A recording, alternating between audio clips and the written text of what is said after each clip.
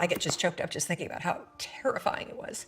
And so I found myself at the age of 41, like just feeling like a complete failure. And I would lie there. And I would think about the lien on the house, and I would think about the bankruptcy that we were facing. And I would think about how much we had fought the night before. And I would think about the fact that I was unemployed. And I would hit the snooze button. I mean, why would you get up when your life is like that? Why would you? In the scheme of life, hitting the snooze button is not that big of a deal. But here's the thing about life. None of us wake up and say, today is the day I destroy my life. What we do is we kind of check out because it feels overwhelming. Or we check out because we're afraid. Or we check out because we start listening to self-doubt. And then we make these teeny tiny decisions all day long. We don't even realize it.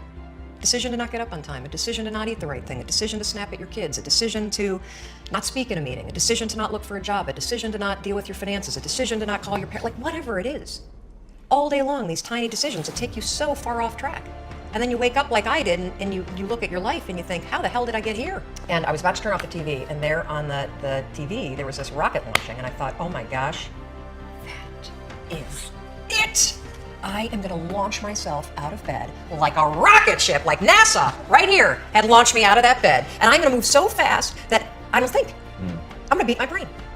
The next morning, the alarm goes off, and I pretended NASA was there.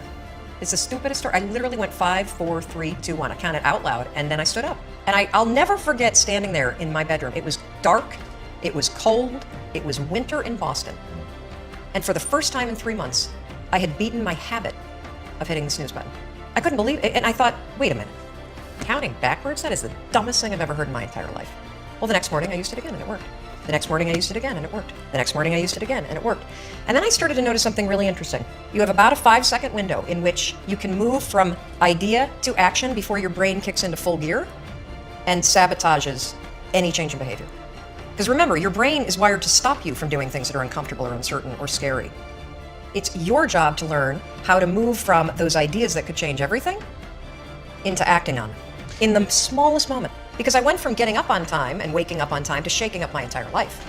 Because when you understand the power of a 5-second decision, and you understand that you always have a choice to go from autopilot to decision maker, everything in your life will change. You will be a different negotiator, you will be different in sales, you will be unstoppable in the gym, because you will realize the amount of garbage that you put in the way of your hopes, of your dreams, of your potential, of your confidence, of your courage. Everything comes down to the decisions that you make. We all know what to do. None of us know how to make ourselves do it. So the single most profound use of the 5-second rule is mind control. You can actually use one stupid little trick to push yourself to grab it. I wanted to change my life. And I think most people that are miserable or that are really like dying to be great and dying to have more, we want to change. We want to live a better life. We want to create more for our families. We want to be happier. The desire is there. It's your job to push yourself. There are tricks that you can use that actually outsmart the tricks your brain plays on you. You can outsmart your own brain